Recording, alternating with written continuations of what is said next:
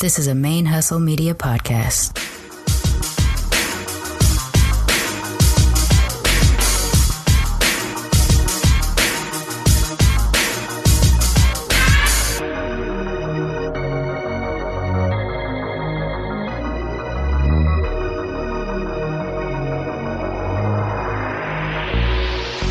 Hi, and welcome to Militantly Mixed, the podcast about race and identity issues from the mixed race perspective. I am your host, Sharmane, aka Mixed Girl Mane, and I am joined again with BlerdVision, my childhood friend. I wanted to chat with you for a few minutes about militancy because today's episode, I got to speak to Antonio, originally from Oakland. He grew up right around the time that the Black Panthers were sort of dissipating in the Oakland area, so there was still a lot of, leftover feelings and sentiment about them where he was growing up and everything. And so we do get into a little bit about militancy and what that means to our community. Nice. And I know for me, since I've been doing this, a lot of people, or not a lot of people, a few people who have reached out to me on Twitter or Facebook, I think even YouTube, had asked me why militant, because to them it doesn't have a very positive connotation. And I always know before I even click on the picture of the person who sent me the message that they are not Black. So I thought you and I could chat for a few minutes about what it means to be militant and what militancy is to us, and also how we think we got there. So let's go. Yeah, most definitely. I mean, and it's weird that it does have a different connotation when it does come to different races, and understanding of what that word means and how it was, I guess, made to feel bad or made to feel, or people to, I guess, feel some type of way about it towards it, from other places. So It is kind of a weird thing. Yeah, for me, I've always thought about racial militancy as a positive thing because the examples that I saw growing up were the type of people that were out there trying to clean up our areas or provide activities for the kids to keep them off the streets. Not to mention just like the Black Panthers, although they do have other, connotations or whatever. Originally, they set out to improve their neighborhood and protect their neighborhood from gun-toting white people. They also are responsible for WIC, the Women, Infants, and Children program that eventually became a government program that helps children, mothers that need assistance with their children. So, to me, that's what militancy is. It's improving, it's self-gentrification, it's improving our areas, it's protecting our people or looking after our people. In particular,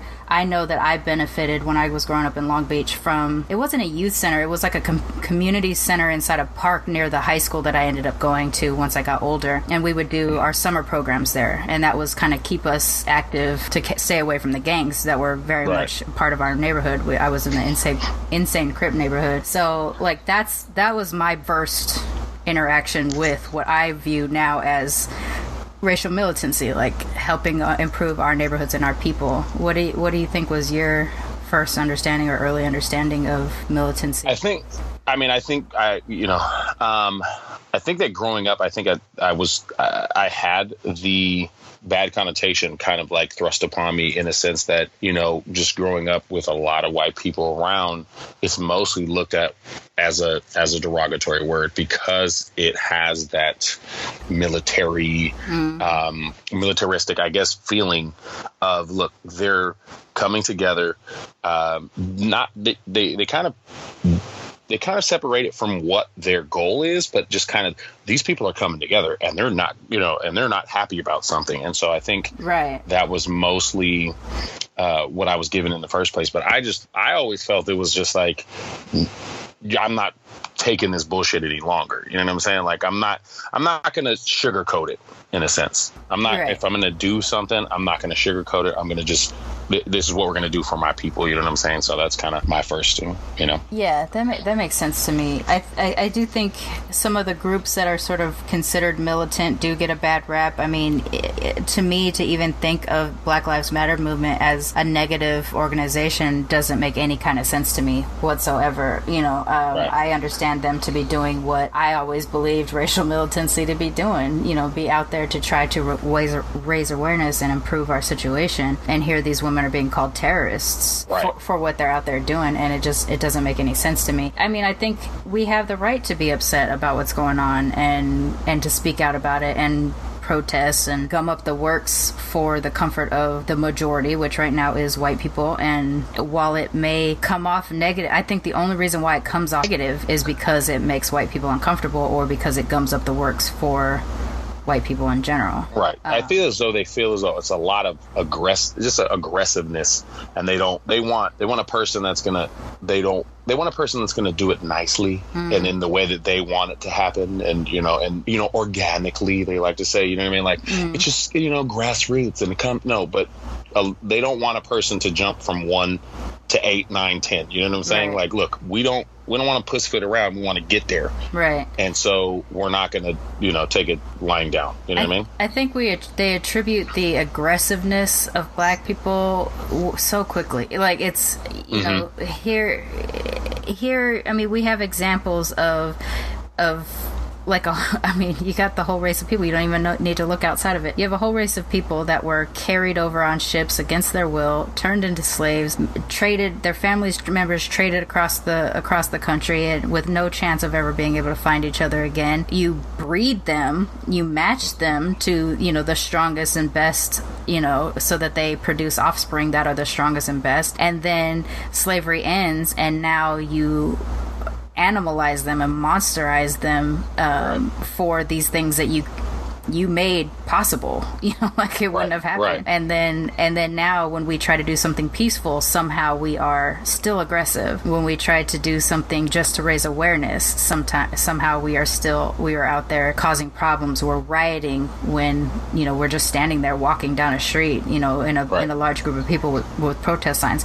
No different. Like, I never saw anything about the Women's March that said they were being aggressive or animalistic or anything like that, and yet a similar Black Lives Matter march, it was just viewed it was basically called a riot, when when the only violence that had happened those days were violence that were caused by white people on the outskirts of the march. And I mean, this is the kind of stuff that frustrates us into aggression.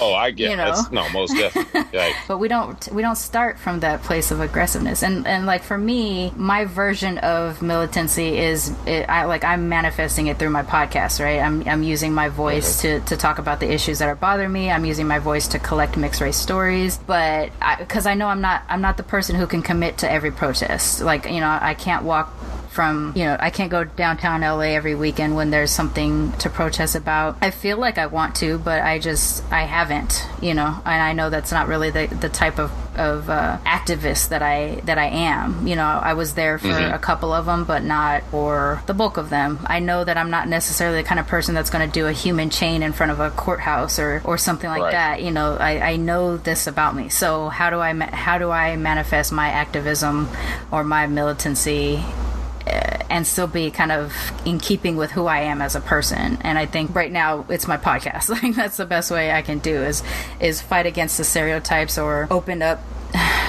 basically show the world what's not been seen about mixed race people. And one of the things, and maybe you get this too, I'm not sure, I get told a lot that I'm too militant, or that why do mixed people act so militant compared to monoracial black people? I wouldn't say that we are more militant than regular black people, but I would say that because we have the added issue of the visibility as being black enough, we tend to be enthusiastically militant. I think, and I get that. And I think a lot of it too, I think they kind of look at it like, well, you're a part of one thing, so why are you so on one side of it? You know what I mean? Instead of saying, look, you are, you're a part of one thing, and you're standing up wherever you are for that one side. They always feel like, kind of like, like when they look at me, they're like, well, you're kind of part white, so why are you so aggressively on the black side, even though that's the first thing you saw when you saw me? Right. You know what I mean? So they kind of want to change that meter and have it go towards the middle and say, well, you can kind of be, on both sides of this, but you're so far over to the black side, and if you're so far over to the black side, then that kind of rubs them the wrong way, because they feel as though you should go both ways. You know what I mean? In that case, I want to turn it back around on them and say, for every time I've been thought of as white before I've been thought of as black or Asian or whatever people think of me, I will give you a pro-white day. Exactly.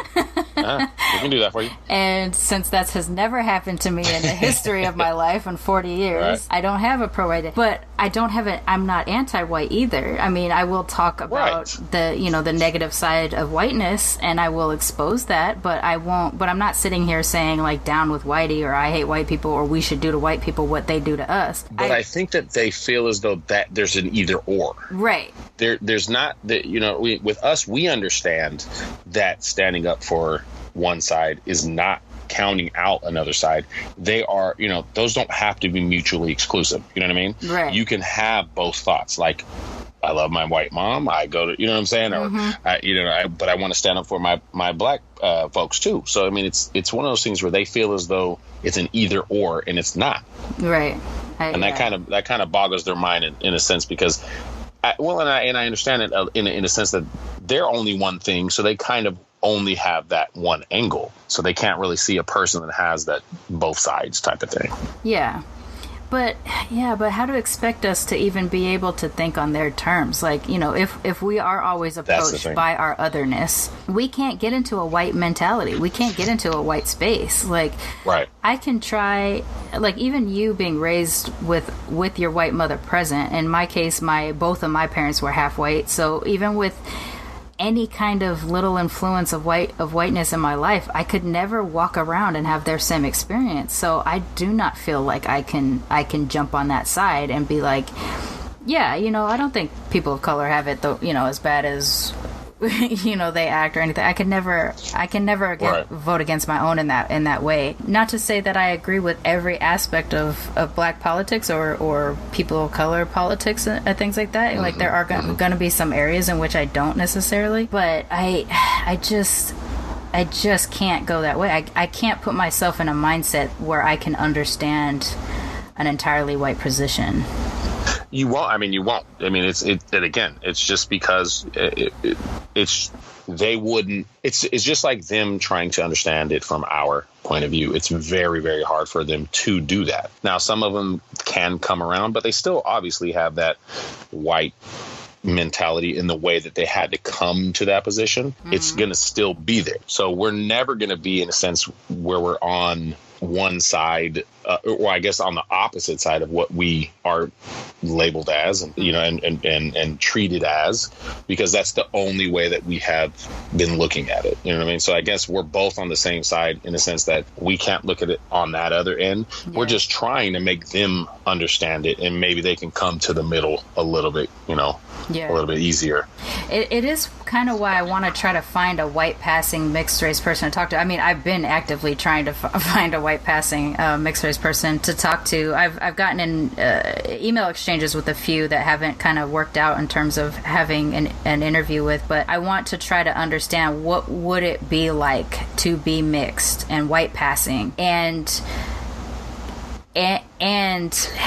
be able to understand whiteness better than you or I, or the most people that I have talked to so far, can be. I mean, I have a few people I've spoken to that are white-ish, like they can kind of be seen as white, especially Asian white people that I've spoken to. I've had a couple of them where they've said something like, I can be white in some spaces where people aren't paying that close attention, but that they still feel like they're other.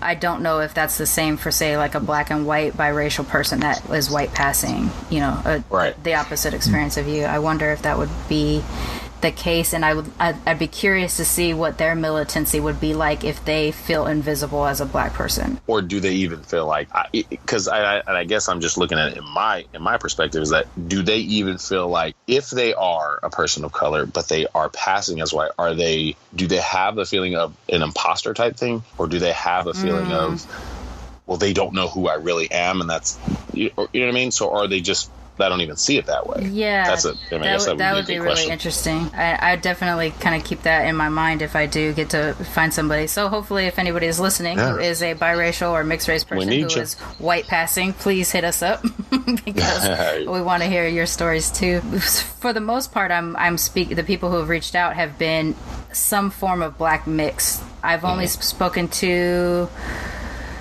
I think it's 3 people four people that aren't black at all, but they're some kind of mixed race, and of those, one of them has black mixed race kids. So they were far more like understanding in terms of like the way you and I kind of are about things, right? You know, the dynamics of colorism with their children, you know, everything like that. So it's just a gap that I've had. I mean, I know I'm only in episode 3 at this point, so I'm not that far behind, but I do feel the gap. Like, I definitely want to share that story. So today the interviewee is Antonio. He's originally from Oakland. He ends up moving down to LA, and he works in the film industry, but he's half Mexican, half Cape Verdean, like black Portuguese. And his things was interesting, where he talks about how he grew up thinking he was Portuguese until it was kind of corrected and say, no, you're Cape Verdean, and white Portuguese don't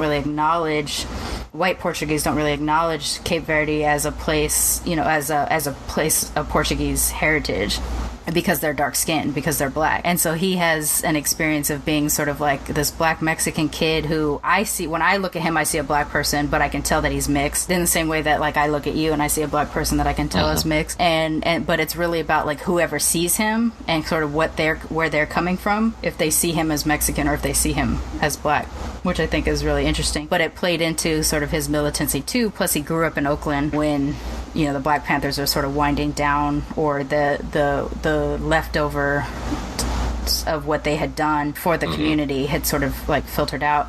And he starts to talk about how his dad had a big problem with Felix Mitchell's funeral being broadcast on the news in the 80s, and he was the notorious drug dealer in Oakland that made like $20,000-$30,000 a day in the community, selling crack and cocaine and things like that. But when he died, his funeral was huge, and it was as if like a member of the royal family in England had died. There was processions, there was horse-drawn carriages, there were Rolls Royces, like 17 Rolls Royces, and then you got a mixed bag of people being interviewed on the news, where like in one case it's someone's like, he was a hero to me, and then in other cases it was someone going, I don't know why we're glorifying this drug dealer. You know, we're supposed to be showing people that drugs don't pay, but this looks like drugs, you know, pay, like crime pays. Right. And so that kind of starts off, I think, the militant mentality that Antonio was talking about, and it's why this episode is a little precious to me, because he was one of the first people I've talked to so far that mirrors my own mentality about militancy and wanting to help the community, but also being like, I don't give a fuck about your comfort. Right. You know, like if I'm making you uncomfortable with this, I don't really care, and not in a negative way, just in a kind of a way of like, for centuries my people have been treated a certain way, and I'm not going to allow I'm not going to allow your comfort to get in the way of me talking about this injustice. And so I really like talking. Yeah. And I think getting a chance for you and I to talk about this too is, you know, it's just what we've been doing for years and everything. Yes, ma'am. So yeah, I'm going to go ahead and jump over to Antonio's interview, and then you and I could talk about comics or something. All right.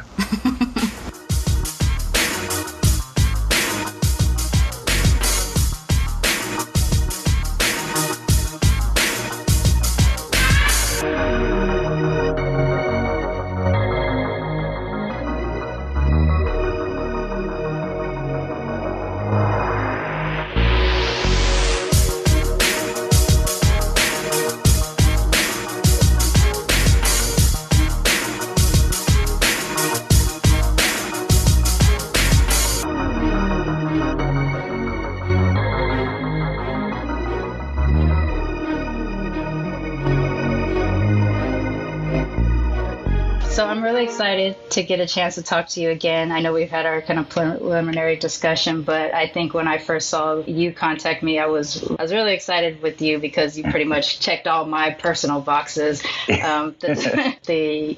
Growing up in a similar type of setting like mine, I guess you're in Oakland, I'm Long Beach. The militancy, the sort of anti-religion, organized religion thing is just like check. So I'm glad to get a chance to kind of talk to you a little bit. Why don't we start in with you just kind of giving us a little peep into your origin, and then we can kind of go in from there. Okay. Ethnically, my background, my father is Mexican American and my mother is Cape Verdean. American. Both are, I want to say, second or third generation American. My dad grew up in the Central Valley of California, and so did my mother. They ended up meeting in Sacramento, West Sacramento, California, and then moving to San Francisco for work because they were both pretty educated for the area and for the families, And so they also chose to reside in Oakland for the same reasons a lot of people do now, which is it's just not as expensive or crowded as San Francisco. And so that's how I ended up in Oakland. And then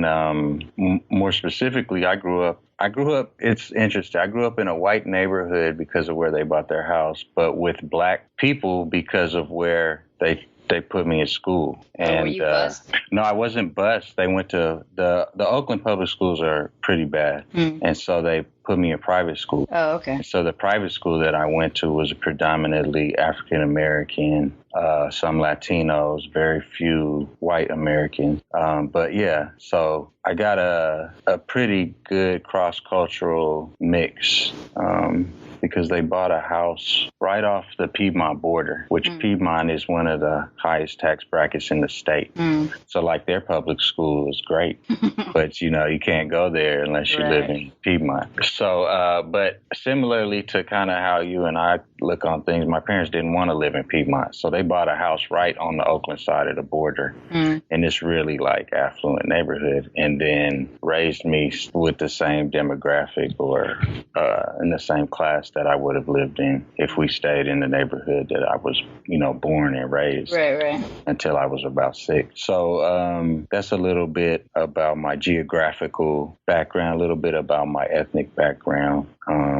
As far as, the perspective that I have on a lot of things politically, you and I were talking about, I was telling you that I think being from Oakland and how Oakland is politically charged, I think that has a lot to do with the way that I came into being, the perspective that I have, on race and on ethnicity and politics and everything because, I was born in 81. So I was coming up during the whole crack epidemic happening in Oakland. We had just come out of like the Black Panthers being a movement and really starting a lot of political commentary, not just in Oakland, but around the state. We hadn't yet gotten into the racist gun laws where they wanted to, then ban guns because the Black Panthers were using them to protect the community, and all that kind of stuff was happening as I was a really young boy. So I remember my dad being pissed off that they were televising Felix Mitchell's funeral, for instance, one of the big time drug dealers in Oakland that really turned it into a violent type of a place during the 80s. And I can remember, my parents not wanting me to play outside in the streets or off of the quad of our apartment building or townhomes for that reason. I remember the feeling of the kids being very mature and very street savvy for their age, the kind of stuff that we would know about or talk about or see or do. I remember the fights. I remember, God, just so much of like what you might see in a movie now about that era of just like really living it, the cross-colored clothes and that was my time too. Hill figure, being popular, and just all that kind of stuff. It brings back memories. But did you get any? So how was it with your complexion being in the neighborhood you were? I know you're in a fairly mixed up area, but are you looked at as Black? Are you looked at as Latino, or what? I really come to believe that it depends on the perception of the person who's looking at me. I see. Because because when I was really young, up until about 6 years old, I lived in I wouldn't say the hood, but more of a lower middle class neighborhood where there were a lot of more minorities. My precinct was down the street. There was all types of people of color, mixed races, white, Black, mixed peoples. And I don't remember being seen as anything different than what I was. You know what I mean? I remember all of us kids playing in the quad, sharing toys, fighting over toys, forming little groups, like how kids do, just normal, but not along racial lines, right? Okay. Once my parents bought the house in an affluent neighborhood, then all my neighbors became white. So one of the things that I noticed right away was that there was a lot less kids in that neighborhood. It was, it would be more like, I want to say like 30-year-old and older white people. There's a senior citizen home in the area. And because we're on the border of Piedmont and Oakland, you know, up in Piedmont, those families tend to stay to themselves in their houses. They do like community activities and stuff like that. So that's when I started spending more time to myself, I feel like, outside of school. Because in my neighborhood, there was no one like me to play with. And I would go down to the park with my bike or with the basketball, and there'd be white kids there playing and stuff. They kind of like kept to yourself. No one would really like make an effort to kind of include me. And then I remember I was telling you when I was about 7 years old, my mom had put me in the Piedmont baseball league.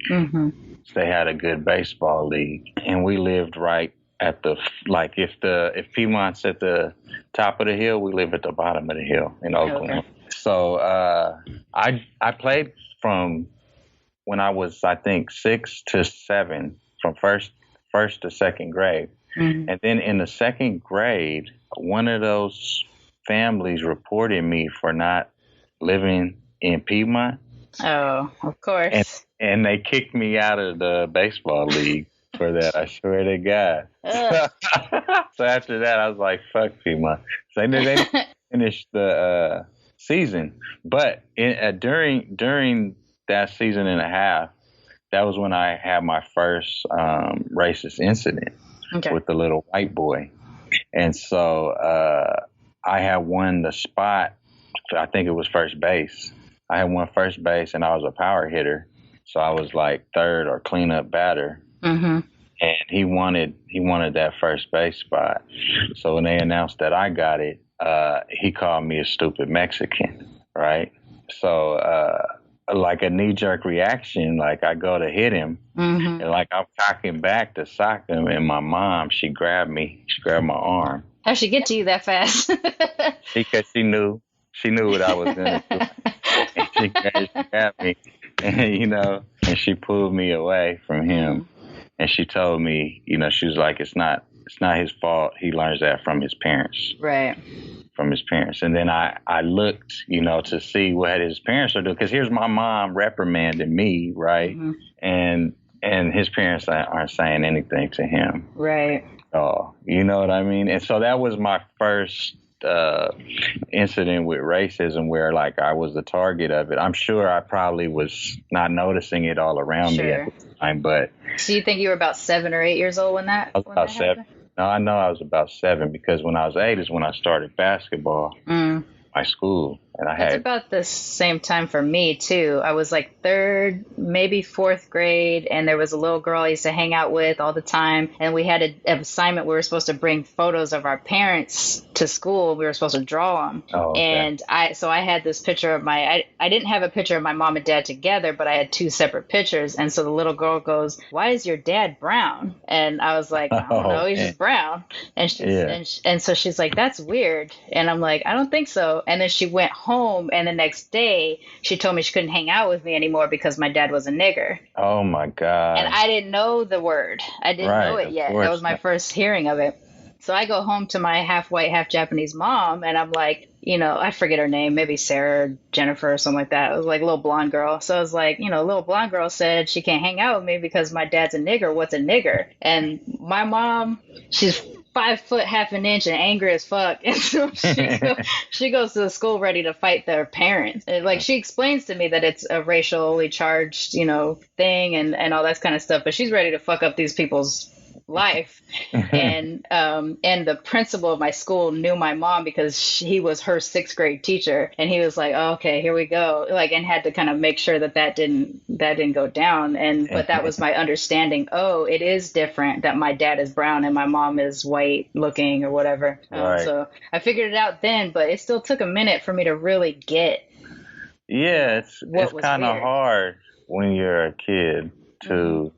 I remember trying to explain to one of my black friends that I'm a Mexican. She asked me, "What am I?" You know, and so I'm trying to tell him, and he can't grasp the concept. Right. He's like, so you're like white and black. Because there's only two, right? Right. I'm like, nah, I'm completely different from that, you know? I'm like, but I'm mixed like that. Like, I'm still mixed like that, yeah, with That's different funny. things. You know what I mean? Like, but I remember, it's funny because I have, you know, you don't remember much from when you're little, but I do remember these instances when people talk about race. It's really weird. I remember one time, one of my cousins coming to my grandma's house and asking us, a family friend, what they were, who was there, because she never seen anybody that looked like him before. Oh, my grandma got pissed off. You don't ask people that. That's rude. How dare you ask him that? And, you know, she had a fit. And so my cousin's like, oh, shit, because my grandma, she would get in your ass, you know? He was just like hoping he didn't get hit at that point. He's like, I'm sorry. And, is this on the Mexican side or the Cape Verdean side? No, this is in the Cape Verdean side. They weren't playing around. No. And I noticed that race pulled a lot stronger emotion out of them than it did my Mexican family. But then I remember leaving with my dad, and he told me in the car, he said, you know, that's your grandma's house.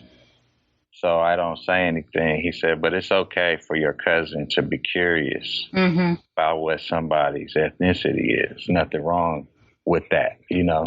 He said, now you have to be careful how you ask somebody or the way that you come about it. He was like, but there's nothing wrong with a kid being curious about someone's ethnicity. So what we've talked about before and this, it kind of seems like your dad was really the one that sort of helps you understand your mixed identity. Oh, yeah. From throughout. Yeah, if it wasn't for my dad, I laugh because I'm thinking, like, how long would I have gone thinking that I was Mexican and Portuguese versus Mexican and Cape Verdean? Right. You know what I mean? Because the Cape Verdean means black. That's what it means. You know, if you talk to Portuguese people, or because like there's Azore Islands too. They're just off the coast of Portugal, and they look like, you know, European Portuguese, like how they do in the mainland too. Yeah. Plus, you got a lot of Portuguese that don't know where Cape Verde is, or they don't consider us Portuguese. Right. You know, it's the same way that Spanish don't consider Mexican to be Spaniards, right? Because we're not. Yeah. But it has a negative connotation coming from the mainlands, right? Sure. Where we're looked at as bastards, basically, right? The mixed bloods and all that kind of stuff. So I know I have Portuguese blood and I know I have Spanish blood, but I choose not to be Portuguese and I choose not to be Spanish, you know? And I'm very adamant about you. That. You know, I'm very adamant about that though, because it's the culture, you know, it's the opinion. I feel like it's very subjective. And if they want to look down on me for being what I am, then I want to be proud of that, you know? So there's a strong sense of pride. I used to get mad when I would hear Mexicans saying, oh, we're half Spanish and half Aztec. And it's like, fuck that, you know? Especially after all those hundreds of years, we become something totally different. There's that. And there's there were hundreds of millions of Indians here. You know what I mean? Like a few 100,000 Spaniards come, everybody doesn't turn Spanish. And then you got Mayans and Olmecs, and you got the Nahuatl people and Mesoamericans in general. There were hundreds and thousands of different tribes and cultures that you can't just choose up on Aztecs either, or choose up on mine. You know what I mean? People like they like to choose up on what's popular or this or that, but it's similar to what African Americans experience in a sense where we've forgotten our identity. We don't know what tribes we come from. We don't know what piece of land we grew out of, and all, trying to put it back together and trying to look at it. You get a lot of confusion sometimes with it. I feel like, Yeah, we did talk about this before. You said for your family that's in the Central Valley, and I lived out there in the same area, so I remember being surprised by how the Mexicans that were local there were very anti-Mexican, like in terms of anti-immigrant Mexican. Right. They didn't want to be associated. Right. And I was just like, where did these Mexicans from? I didn't know until I moved out there. They're here. They helped put Trump in office. They defeated Prop 8. So there. I mean, well, here's the thing, guys. I know exactly what it is. They don't want the competition. The migrant Mexicans, they work the same jobs as the local Mexicans. So, like I was telling you, my family's been here. My Mexican family's been here since before there was a border. Right. And the way that we had survived the Depression, the Great Depression, was because we were ranchers. So, we had vegetables and we had meat. And so, not having money wasn't as much an issue. You actually had food. I also had some other family that were government butchers during the Depression. So, and then like my Uncle Ramon, his name is Raymond. My Uncle Joaquin, his name is Jack. He's Uncle Jack. My Grandpa Antonio is Tony. I have an aunt named Connie. And so when you say their name, Consuela, you say their names out, they're Spanish names, Mexican names, but they don't go by that. They go by very Americanized sounding versions of the names. And, they dress Anglo, they speak Anglo, they, have almost, it's funny because on face value, they have almost no Mexican culture. But then if you know them, you know that they're very proud Mexicans. They're very, very proud Mexicans. Code switching. Yeah. No, for real. They speak Spanish in the house. I had one Uncle Trino who never spoke English, ever. He died not speaking English, and they want their kids to have that culture and that pride. And, they have the blankets and they have the music and when you start looking past the surface, you start to see it, the guayaberas or whatever it is that they're wearing. So does that inform your, I remember asking you, do you go by Antonio or do you go by Tony? And you were pretty like, yes, I'm Antonio. Does their kind of version of representing their Mexican heritage speak to how you decide to present? It's weird. I think it's because I'm named after my father and he's named after his father that I don't like being called the same thing that they call my dad. They call my dad Tony. Okay. So I think I wanted to be called something different. And then my mom, I don't think my mom liked calling me Tony. Like my mom's never called me Tony. My dad's never called me Tony. So I think it was more my parents, and I picked that up from them. So even as a little kid, you were just straight up Antonio? Yeah. The same with me. I'm Sharmane, and when someone tries to pick a nickname, I'm like, nope, don't say it, because people call me Shar sometimes, and I'm like, I'm not blonde hair from Wasp from Connecticut. I'm from the hood. My name is Sharmane. My friends call me Tone. That's a nickname I got in like the 3rd grade. So I will go by that in social circles and with my friends, but I never use it in the industry. Right. I always make them call me Antonio.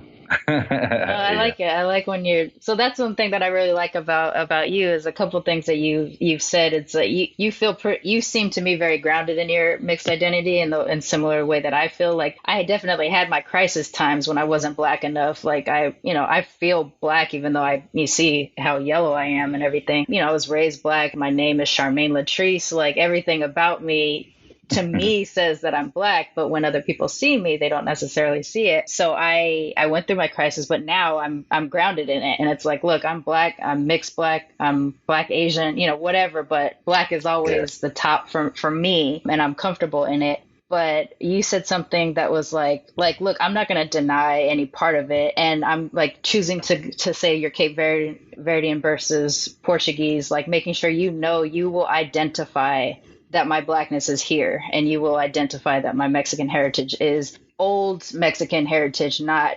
American, U.S. American Mexican heritage and stuff like that. Like, I really like that you're there, that you're that grounded in it, because when I talk to some people that aren't quite as grounded in it, I feel bad. Like, oh, what was missing that you didn't get a chance to, live your mixed life. I feel that too. I feel bad for people, because it's like almost like you don't know yourself, Yeah. It's almost like you don't know yourself, because I see like a lot of people flocking to get those DNA tests. And I think I do want to get one eventually, but I'm good. I know what I am. You know what I mean? I feel like that, like whatever the percentage is or how high or low something might be. Yeah. Like I know what I am, I think about that too, because I'm like, I know that essentially I'm a quarter black because my dad was half, but right. I'm doing a test right now, the African American ancestry one, the one at AfricanAncestry.com, but it's patrilineal. So I can't take it myself. It has to be from the Y chromosome. So I had my uncle, my dad's brother. My dad's no longer around, but I asked my dad's brother, I'll pay for it if you spit in the tube, like, because I'm curious, but I don't need it in terms of my identity. Like, if I find out, I'm just curious where we're from. I do eventually want to go to West Africa and kind of walk through the gates and all that kind of stuff. And if I know by then where family comes from, it would be nice to just kind of see those cultures. But it's not going to make me say I'm Senegalese or I'm Sierra Leone or something like that. I'm still going to be black. My heritage is black. I understand my black heritage. I would have to learn a lot in terms of my African heritage to be able to say I'm African. I don't think I will get there. I don't. It would just be nice to know, but it's not like I need it. Yeah. Well, that's the thing, I think, is that some people need it, Mm-hmm. Some people want to find out they're Nigerian and go to Nigeria and buy a bunch of Nigerian garb and bring it home here, Some people need that. You know what I mean? Like maybe their whole life they knew they were black but they didn't know what else they were, or that wasn't enough for them because of the experience they've had as a black person. Maybe, you know what I mean? So I do wonder if I find out I'm like 9% black versus 25%, where I'll be like, shit, my whole identity is based on this 9%. But it's like, so. My dad was half, and he's black enough. His dad was dark as hell. And my great grandfather was really, really dark, but he also had a Native American face. So we know there's other stuff going on. And my great grandmother was light enough to pass. So like, I know I'm not a full 25%, but I think that would be the only thing that would derail me a little bit, is I find out I'm like 9%. I'll be like, oh no. Yeah. But no, other than that, I feel pretty grounded in my identity as a mixed person.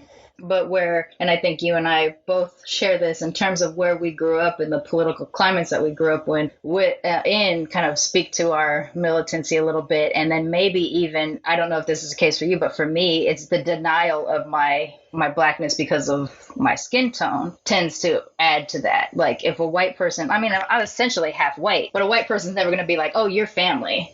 Whereas like a black person just sees my face and they're like, oh, hey, little sis. And I already know we don't have to talk about it. I already know that they know, and we're all good. When I am asked what I am by white people versus other people, or when I am told I'm exotic fucking looking and get all mad about that kind of stuff, that's what kind of makes me feel more militant. And even today on my, the Facebook memories that tells you what happened. Well, today my memory was a person says, hey, what nationality are you? And I say, American. And they say, oh, weird, I thought you were going to be Latino or Filipino. And I'm like, no, the nation that I was born in is the United States of America. So I am American. And the puzzle look on people's faces when I tell them that my nationality is American. It's like the word nation is built in. If you can't figure out that nationality means what country you're coming from, I don't know how to help you. But so that's when I get really defensive about it. And so with white people, I tend to make them jump through a lot more hoops to get to what my ethnicity is than I do for other people. I'm like, I know what you want to ask. Come on, ask it.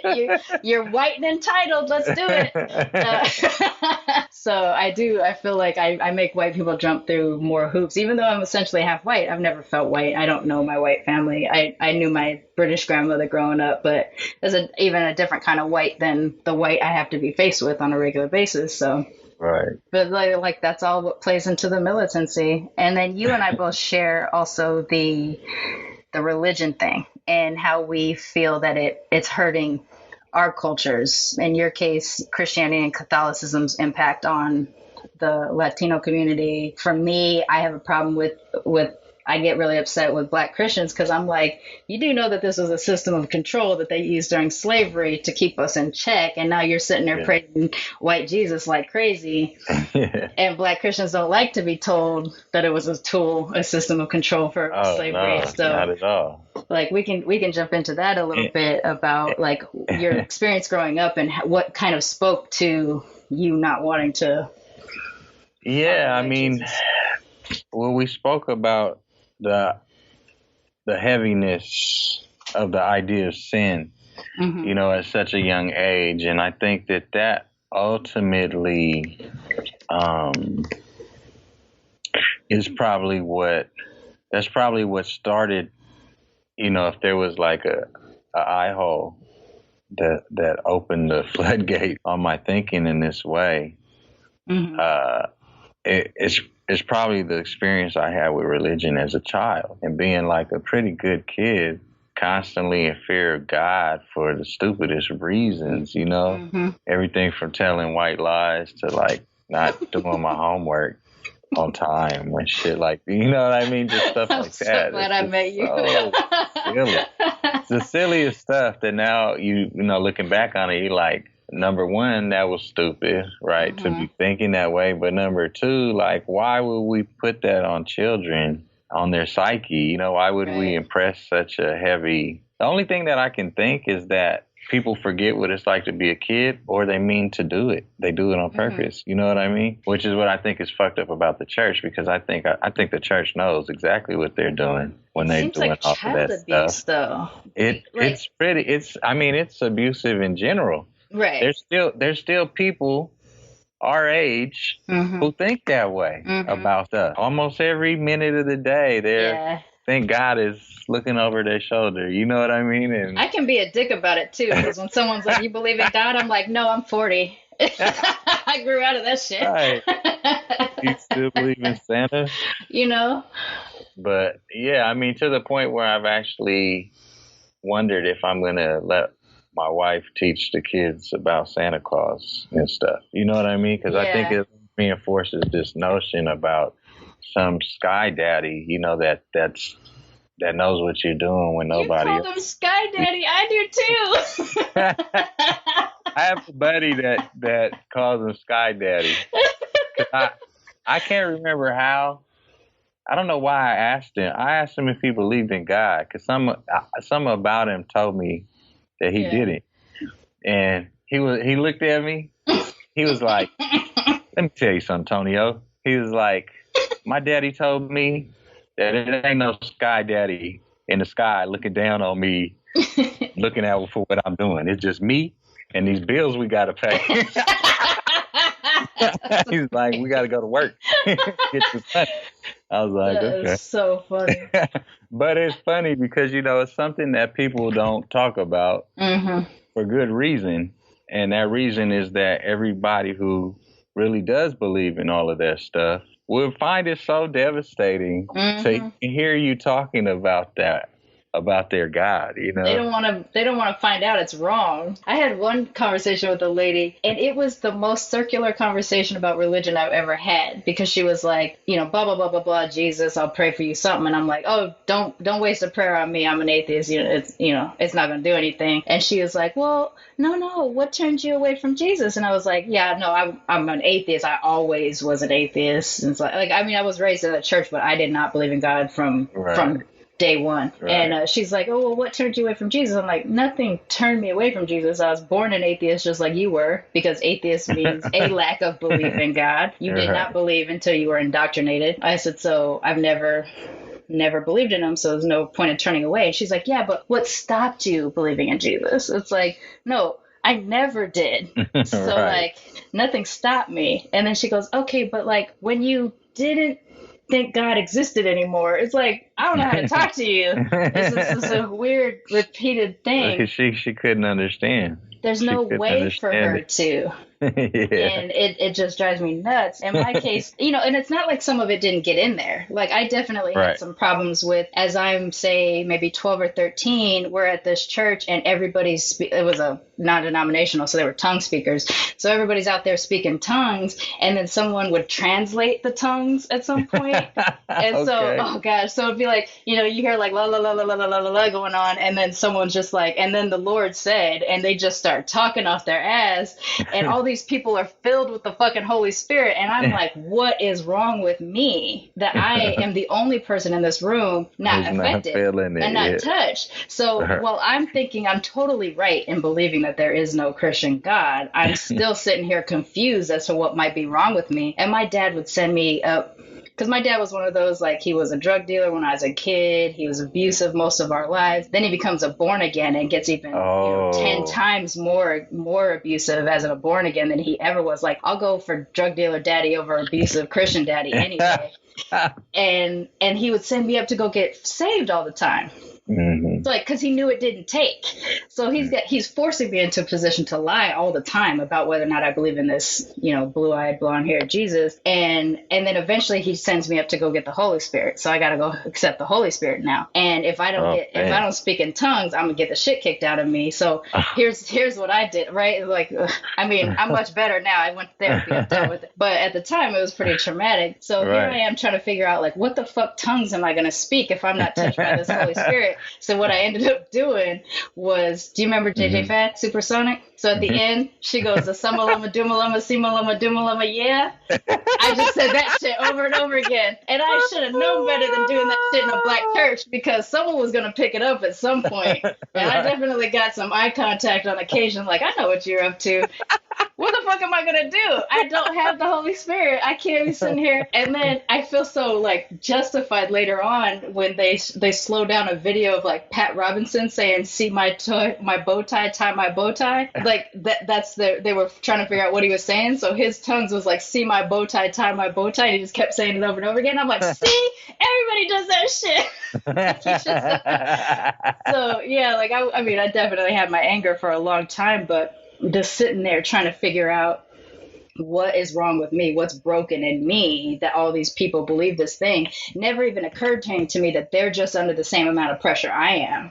And they're having to pretend and feel that, believe that they're getting filled with the Holy Spirit. Right. Oh, man, tongue talkers, I don't know. I can't. And it's not just the same amount of pressure, but that they succumb to it is the thing. That's the scary part to me about religion, that you can get grown-ups to, believe in something. Yeah. Like, if you tell me, okay, you're going to worship my God or I'm going to slaughter you, I say, okay. But that don't mean that I'm going to believe that shit. Right. You know what I mean? And that's the part that really trips me out about the whole world, that, that they need something to believe so bad. Yeah. That you're willing to even accept that this angry God is going to put you in a bad place because you don't believe in them. And then you got a president like we have right now, and he's like, you must follow me or you are against me. And then you're just like, see, that's the same kind of thing. It's the same exact thing. It's exactly what it is.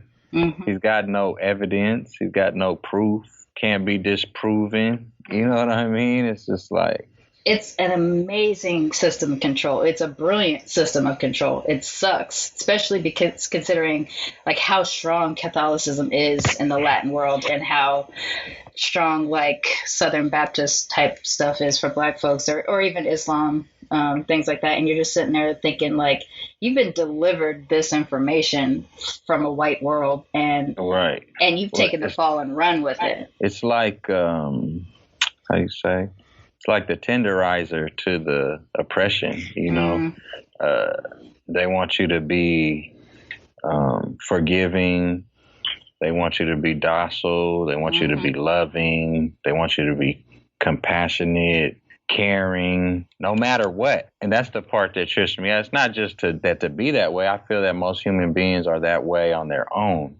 They want you to be that way no matter what they do to you, no matter what they take from you, no matter what, you know, stupid ritual they want you to follow or inflict upon your family or whatever it is, you know, and that's why it's such a mind fuck and so messed up, because there are parts of it that are very good. The communion, you know, I don't see anything wrong with communion and having a community, a support system, right. The preaching, lessons, fables, whatever, you know. Ways but to understanding teach the them as fables, exactly, and not as the word of God, you know, as they always put it. This is the word of God. It's like once you attach the divine to it, it becomes manipulative, and that's the part that I really have a problem with, because it's like it enables racism, and it doesn't necessarily enable for the dismantling of it. I'm a firm believer that brown children should have brown gods, and the black children should have black gods, because you know, a God in all cultures, you are created in the God's image. So what does it say that your God does not look like you, does not represent you? It's you know, funny. Does not. You look to a white God. Yeah. And you also look to a white master. Then, you know, like, how are you not going to think of them as superior in some way, shape, or form if this is drilled into you? But it's funny because how powerful is it to see yourself as a God? How powerful is it to see that a God looks like your dad or your mom, or that you one day will look like a God? You know. The thing that always got me was the idea that we've just decided Jesus is white and blue, you know, blue-eyed and everything like that. When the people from where he should have been still exist in that area, they're you know, they're brown, they got curly, you know, thick coarse hair and stuff like that, but somehow we're still like, okay, it's fine, we accept you as a long hair, blue, you know, hippie type of thing. It's like, I mean, Jewish people didn't start getting pale and, you know, yellow haired until they went to Europe, and now they're, you know, now that they're going back, like, these people still exist, but no, it's okay, we'll still accept the white Jesus. And the only people that I've ever really heard of address the reason why brown and black people exist is the Mormon Church, and their description of it is insane. It's the war from heaven, like when Lucifer is going to separate and everything like that. Whoever abstained from the fight. So if you picked God's side and you got to be white, if you picked hell's side, you turned into a demon. But if you abstained until whoever won, they turned you brown. And you went. Did you know this? I didn't know this. So my anti-religion has made me research some crazy shit like this. And I saw this video. I'll have to find it because I've seen it on YouTube recently too. And I'll send it to you just so you can see how ridiculous this shit is. So they're like, for the people who abstained and were waiting for whoever won, we sent their souls to earth as brown people. And they didn't start accepting black people into the church until like 1976 or 1978, the Mormon Church. So up until then, you couldn't be a brown Mormon. Now you can, but there's a caveat that, like, someone finally spoke to God and God was like, yeah, give him a chance. That's crazy. You know? I didn't know that. I don't know of any other religion that addresses how brown skin, you know, comes about, because if you read the Christian Bible, they talk about brown skin and coarse curly hair and stuff like that. But Christians as a whole have just like, no. Well, that's one of those weird interpretation parts. Like everything else, we got it pretty nailed down. But that whole skin thing is, you know, an interpretation. Yeah, I didn't know about that. That's crazy. Because even like Hindu or Buddhism, like they don't necessarily address the race of the people, and so it tends to cross multiple cultures a little bit easier. At least in what I've learned about it, I'm less researched where those are concerned. But yeah, when I found that out about the Mormon stuff, I was like, dude, someone had to figure out how to explain black people, I guess, even though life originated in Africa. But okay, right. It's so strange. I've never heard that. I have to look into that now. I'll look at this video is insane because it also talks about the Immaculate Conception not being that God just spoke Jesus into her, but actually came down and had celestial sex with her. Oh, wow. Yeah, okay. So they go full on non-consensual sex with her, and it's fine. It's fine. It's fine. It's just okay. And worse than that, I think Joseph's even kind of sitting in the background like, okay, God, I guess I gotta deal with this shit. Oh, so man. Yeah, it's pretty crazy. I don't understand that at all. Another area that I wanted to cover with you was our industry. So we're both in entertainment, and you come from camera and producing or writing, directing? Oh, production. Yeah, I used to be a sound engineer, and then I got on set as a sound engineer, and I spent a couple of seasons doing a cooking show. That's when I kind of figured out how production works, and I started doing little jobs with friends, just producing small projects, and it turned out I was pretty good at it. So then I decided, needed to come down to LA and really make a go at a career of it. So I relocated in 2010 and just been down here ever since, working in production. Yeah. How does race come into play for you? Do you notice things in terms of like how you're treated or respected? Do you try to pick your projects based off of necessity or politics in any kind of way, shape, or form? Yeah, I mean, I have a pretty big network, a lot of good, not racist white friends down here. Mm. The race comes into play, I notice, now that I'm in the higher tiers of commercial industry, mm-hmm. That they look to me mostly for like urban spots. You know what I mean? Like if it's going to be a multicultural piece or if it's a foreigner. Mm-hmm. I get a lot of French people, especially Latin American clients they like to hook me with. A lot of Black products. And the reason I say Black products, and one thing that I notice now and that's kind of bothering me, is that when we target Black audience, it's still white executives mm-hmm. that are the VP team making decisions, When it's a Latin product, I have Latin producers, Latin agency, maybe they're coming from South America. Mm. I've yet to receive an African delegation as a client group. You know what I mean? And now that's probably because they're doing that stuff on that side of the world. Right. But I would like to think that, they've been making it this way. I mean, the Chinese have made it over here. All of Europe has made it over here. Mm. So that's one group that I haven't really seen really make it over here. Do you feel that you get asked to work on those sort of non-white type of projects because you are a palatable gap, bridger? Yeah, I think so, because it's like, the way I'm sitting here talking to you, like I don't change the way I am for anybody. Yeah. So, they know I can get it done. And they know I always come in under budget, and they know my resources are crazy, and they know I put together a good show and a nice product, and the hospitality is great and all of that. But they know my crew is going to be diverse. Mm-hmm. They know that they know I'm from Oakland. They know I'm not going to switch it up and do no song and dance for anybody. Yeah. And so I think they're very aware of that when pairing me with personalities. Because, I mean, if we be honest, a lot of these people are still racist as fuck on the really high end and the executive level, And so they know I'm not going to hold my tongue for that shit, mm-hmm. I might rough him up. They know that about me, you know what I mean? Like, I might fight that fool if he talks crazy to me or one of my employees. So I think they're very wary of that. I think there's also some scapegoatability, because I'll get jobs that like they should have never booked, that they don't have, that there wasn't enough money for the creative. The client is difficult. Now they will put me with white clients when they're like a pain in the ass and they need somebody that can finesse them. because they know I don't lose my temper. They know I'm going to do whatever to make him happy, make it work, and that kind of stuff. But I think that me and one of my PMs talk about this.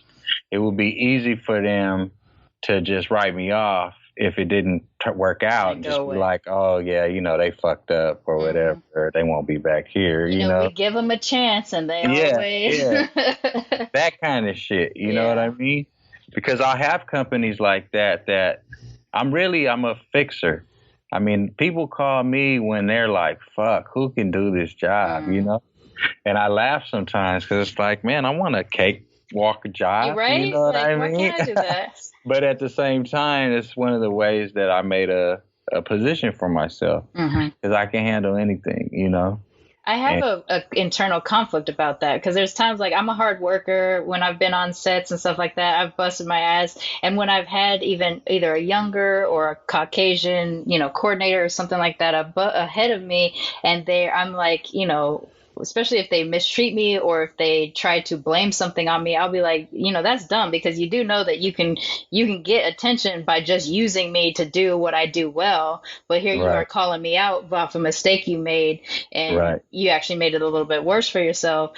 And then now I'm sitting here going, how many times I helped out someone that didn't need my help? A white person is going to excel in a way that I may not because of the color of my skin. And here I have been like kind of busting my ass to get the reputation of being a hard worker and all this other kind of stuff. And now I'm like, have I been doing have I been soft shoeing this? What have I been doing? So I'm trying to break away from that, but it's kind of a hard habit to break because you don't even realize that you're doing it to yourself until it's a little too late, at least in my case. It's an ethic. I mean, that's your ethic, So I don't think whether or not people are benefiting of it, I don't think you change your ethic. That's how that's it. Operate. That's how you get where you're going, and you do it because that's what you feel comfortable with at the end of the day. You're not a slacker. Yeah. And you don't want to miss anything. But I get that too. It's like, well, why am I over here busting my ass? And this motherfucker's over here with his feet kicked up. And they're moving up at a faster rate than I am and things like that. I found it a lot more in production than I did in tech. So whenever production wasn't working out for me, I would end up at a tech company and then I'd rise really quickly. No problem. But even then, when I became vocal about something that was unpopular at the time and I was asked to keep quiet, sometimes I would be willing to keep quiet if, and then I'd give you if you give me this, you tell this person to stop or you get them to curb their behavior, I'll swallow this information for a little while, for the sake of my job. And then I don't see them make those changes. So I become more mouthy and now I'm a problem. Right. So that's on the tech side. On the production side, it's just a question of I'm no longer popular because I've made somebody uncomfortable in doing really well and getting a lot of attention, and that's made somebody pout. And so that person who pout, is connected higher up than I am. And so they end up now Sharmane's not coming back next season or something like that. Oh, man. So I've had a little bit of that, and which I think is what's speaking to me trying to build this, POC content generator. It's like, you know what, I'll bust my ass for my own, because I know that it's a lot harder for us to come up a little bit. And I have the tools because I've been running businesses for white people for a really long time. So I'm trying to do it for myself now and for us. But I feel like it's a little bit harder of a grind when you're trying to do it until you get that established relationships and network. And so you don't really feel like on the production side, besides the kind of reputation and work that you created, you don't really have a whole lot of issues where you feel like your race has been a detriment or anything like that? Well, the crew that I started on when I got in LA was a minority crew. The manager was Filipina and Italian, and she tend to hire all black people, I noticed. So like her coordinator was black. She had two coordinators, a black girl and a black dude. They would co-coordinate, and then they would hire all black people. And we would have this fucking meeting every time we went on a big commercial. And the coordinators would come and they'd be like, all right, they were like, now you guys already know they looking at us like a bunch of niggas. Mm-hmm. So don't fuck up. Don't steal anything. That's it. And I remember those times when things do go missing, and we all be looking at each other like, you motherfuckers better not have steal anything. I remember one time, what went missing? It was like somebody's tablet or some shit, right? One of the agency people, they was white, and the crew's all black, and so then that shit goes missing. My coordinator, he's hella mad, you know. I'm like, I was like, I don't think it was any of us. Mm-hmm. He's like, it doesn't matter though. They're gonna look at us. It doesn't matter though. They're still looking at us like we stole that shit. Mm-hmm. And so then at the end of the day before they left, he ended up finding it was like under his jacket on his director's chair or whatever this agency does. Of course it was. Right. So then he goes around, you know, apologizing and letting everybody know. But in the production trailer, you know, they were all still pissed because they're like, fuck, you know, for that however many hours that was, you know, they was probably just dogging us. And you know what, people will remember that and not necessarily remember the apology. Remember that he found his shit, that he lost it. Right. Or I just did a big Cointreau commercial we shot over here in Beverly Hills, and I remember when we pulled up, the site reps just kind of looking because the crew is just all minority kids, Latins, blacks. I had white kids too, but like a full-on mix of minority kids. Mm-hmm. And, you know, the whole production team is minority. My coordinator is Puerto Rican. My manager is Belizean black kid, me. And so, you know, like my first AD, black, just really good, really sharp people, though. You know, they can't say shit about it. Everybody's loving the production. And so then when we're leaving and sweeping out, and then this lady, she looked like she was Afro-Latina. She was some type of black Latin mix. I could tell from her hair and her skin tone and her features. And she's like, I have to tell you something. I was like, what's up?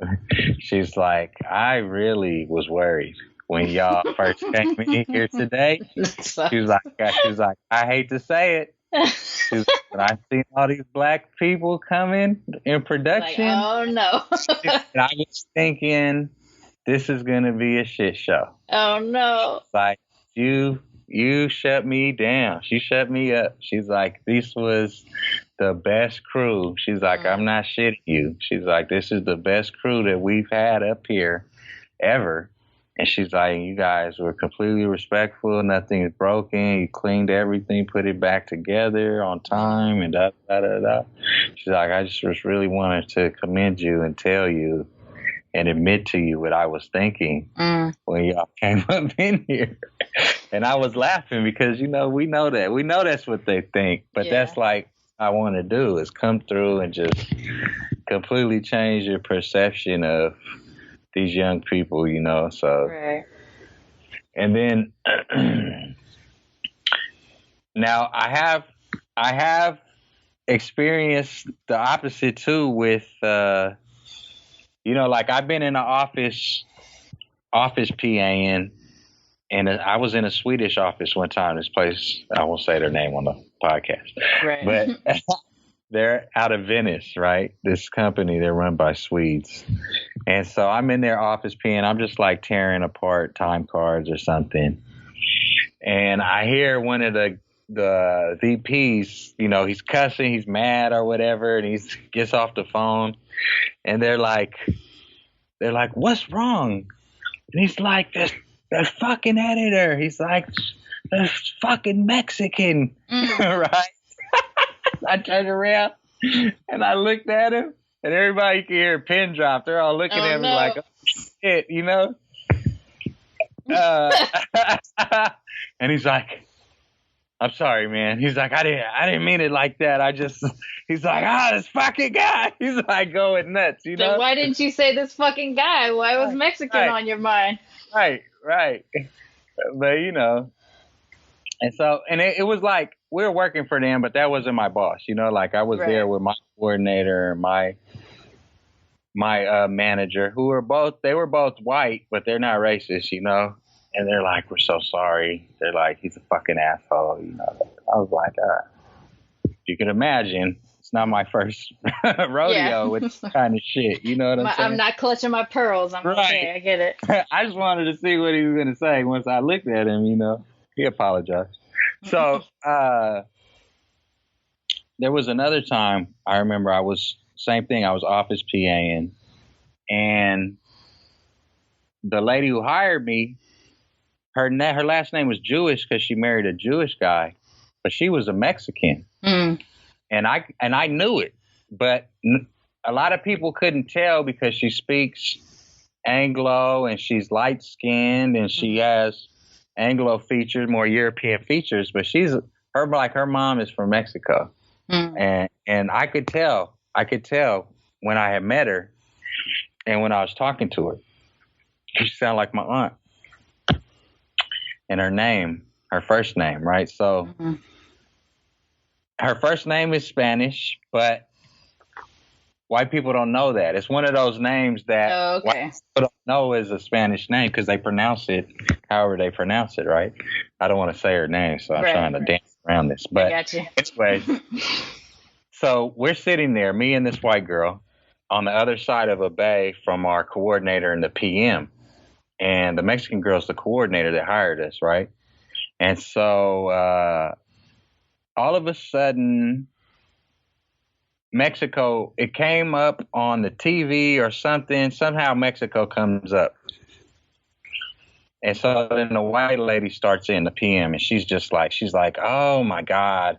She's like, I hate Mexico. She's like, it's so look, she's like, it's so dirty and oh my God, nasty, and she's like, the people are scary there, and so I'm listening to the coordinator, and she's like, oh yeah, you know, she's just like, oh no, letting her go. She's just like rolling with this shit, you know, and we're listening on the other side, and the girl, she hired me. She was my friend, and she's like looking at me, and she's like, this lady, you know, she's making these eyes.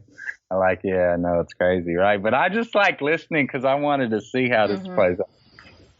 So she's telling her about how they went down there for some trip and somebody lost their purse. You know, she had a bad experience in Mexico. So that means all of Mexico. Yeah. But that turned into Mexico being the scum of the earth, right? Oh my gosh. So then when she finishes her little diatribe, she turns to her and she's like, have you ever been, you know, to Mexico? And she's like, oh yeah, I have actually. She's like, I'm Mexican. And I could hear that lady's heart drop. Like, she's like, and my mom she's from Mexico. We go every year and visit my family. Da da da da da. Beautiful. Like I loved it there. And she's like, oh my God. She's like, I'm so sorry. I was just ranting about my bad trip. Now it's a bad trip, right? And she's changing all the words and shit. And she's like, oh, it's okay. I totally get it or whatever. You know? We're used to it. I was over there dying. But, you know, these were some of my first experiences. And so I kind of learned from other people of color how to take it, how to roll with it, and how to respond to it. And not that you have to deal with it or that you have to sit there and continue the job or not. But if you want the job, you do. So that's, you know, that's something that's very racist about the industry. I feel like is, you know, that us into respectability, politics, and maneuvering. Right. And, a lot of time. I'm the kind of person, like, I always would quit a job if it wasn't a good job or the right job for me. Like, that's how I am. But with film, it's different because, like, you know, we love this shit. It's what you want to do. You're trying to get to the point in the way people see minorities. So you have to, like, play within the system to get in a position to be able to do that. You can't, you know, you have to deal with it to get that far. You know what I mean? So it's really, it's kind of crazy. Yeah. see like the Me Too movement going, which is totally needed. But it's like, okay, how do we get that conversation going with race? You know what I mean? How do we get them to feel like Me Too with race? You know what I mean? Like when it's something, again, that we are the ones that have to learn to control ourselves and our reaction to racism instead of the racists having to control their racist mouth. Right. You know what I mean? Like, and that goes back to your experience in Little League when you learn you can't react because you'll confirm their beliefs. Their beliefs about you. It's something so specific to people of color that white people will never have. No one's telling their white kids, "Oh, don't behave like a racist," because then you'll confirm their suspicions. They're just this way, and it's fine. Right. That's a frustrating part, and I think everything is sort of follows a similar path, right? So in the United States, we go from white women getting the vote really before we fully allow black men to get the vote. Officially, black men had the vote, but they were, still being attacked for, they arrested, hung, whatever. So then white women have to get the vote. And then we start to say, okay, now it's more palatable for black men and then black women to get the vote. In Me Too movement, I think is a version of that too. It's like, okay, now we're going to accept that women have been assaulted or harassed over the course of years and we need to fix this. So when do we get to jump from that to a hashtag that is production while black or production while colored or whatever the fuck it ends up being. But because I have stories from production in which I feel that let's put Sharmane in this position because she is not as dark as the other ones. Right. So I've seen that. I've seen that too. Yeah. I'm a little bit more palatable in terms of the visual of it. I have, we all have sort of our white voice or our respectable voice, our Anglo voice that we can use in front of people. But then, in the lunch table, when we're all kind of grouped together, it's like, oh, Sharmane, I didn't know you said motherfucker that way. Or whatever, whatever ends up being. And it's just this point of frustration that it's like, why do we have to behave such a way and not just be able to be ourselves without ourselves being looked at as somehow too urban or too black or too wherever we come from, as if there's no positive aspects of being a person of color or coming from different cultures. It's just like, it's got to be negative. Yeah. And I feel like I could be in more companies or be doing more bigger jobs more often if I was willing to do that song and dance. But I'm not. I'm a young Afro-Latin entrepreneur. I got different streams of income for this reason. Growing up, I was like, fuck this whole system. Like, I got to go and get it, because I didn't ever want to be like waiting for a handout from somebody who didn't have my best interest in mind, and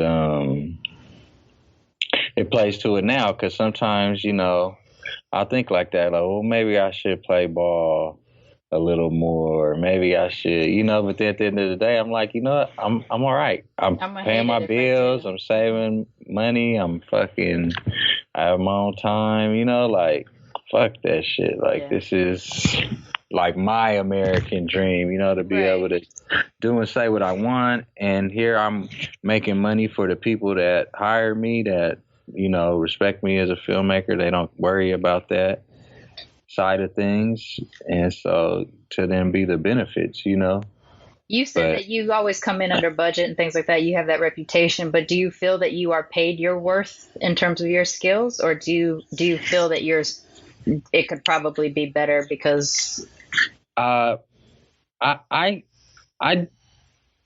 think I'm paid my worth, mostly because I demand it. Like, if someone offers me less than I think I want for something, I'll tell them. Mm-hmm. And then also because I come in under, I will take what I want. Like, I'll take a job knowing that what they got in the budget isn't enough, but knowing that I can make enough of a budget to pay myself, and I will. So then the other thing that I do is I have my own company. I only work through my company. So, even if I'm going through a payroll company, I loan myself out, If it's not payroll, then I invoice myself. I do all my business through my minority controlled company, and that's another way that I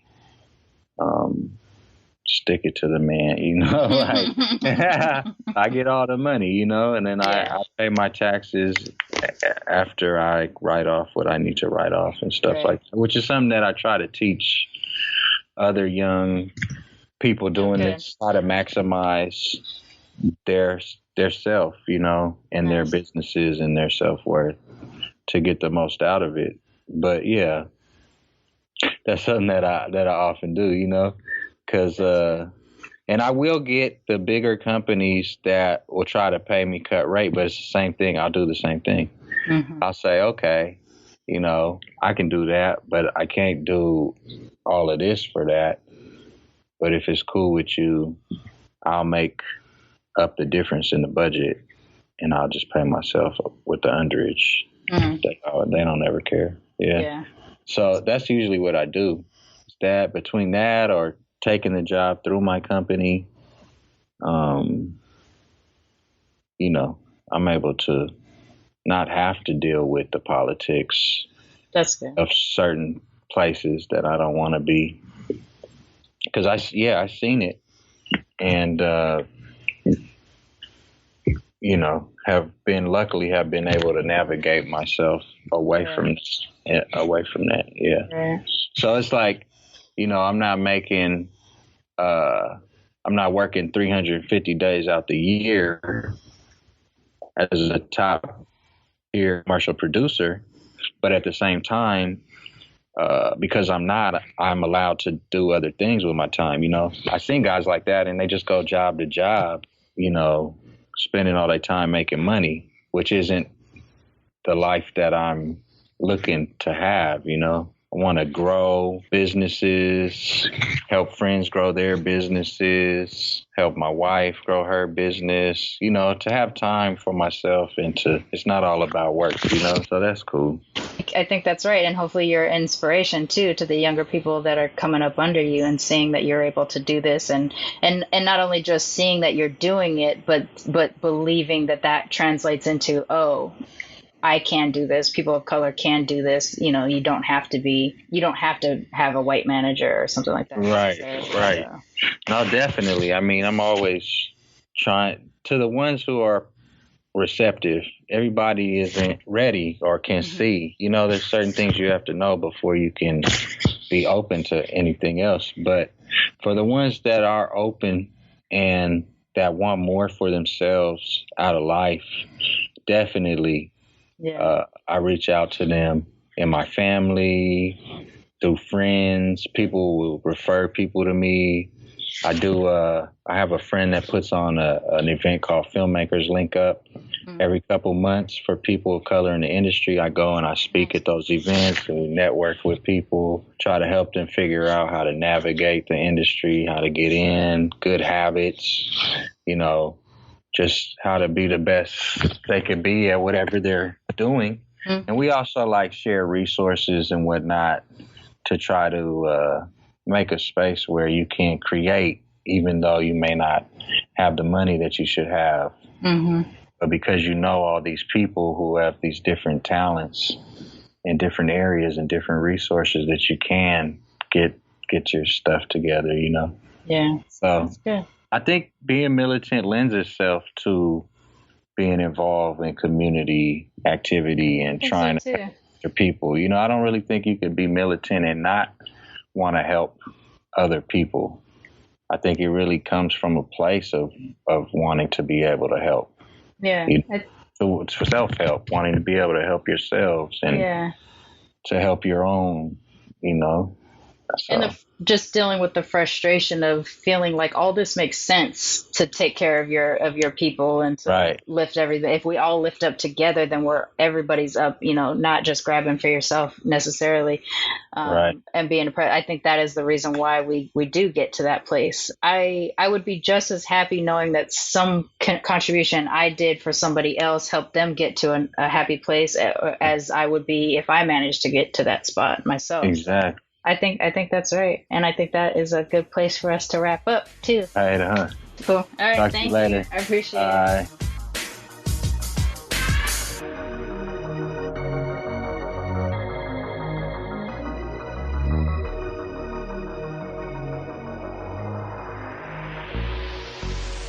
Militantly Mixed is a ManeHustle Media podcast, produced and hosted by me, Sharmane Johnson. Music is by David Bogan, The One. And if you like what you heard on Militantly Mixed, please subscribe, rate, and review on iTunes and wherever you find your podcasts.